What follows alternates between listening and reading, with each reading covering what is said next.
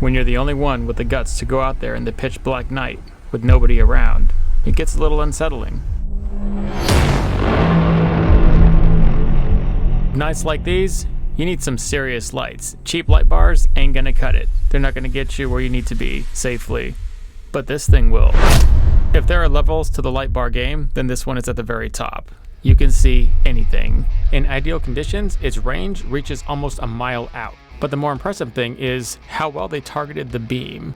The light bar is designed in such a way that the beam is targeted for true brilliance in one section, not blinding on the deck or not blinding anybody that is not directly in front of you. This light bar is meant to be mounted on a center console or T-top and comes with brackets, and you can even get extending brackets or mount it on the T-track like I did to get a cleaner look, which is how we chose to mount it here through a series of bolts into the T-top. It gives a generous cord that is easy to mount into your current hardware for electricity, and you can get it running immediately. Check out Plashlights.com and search SRX2 series light bar. They come in different lengths and sizes, along with a slew of other products that Plashlights makes. See you out there.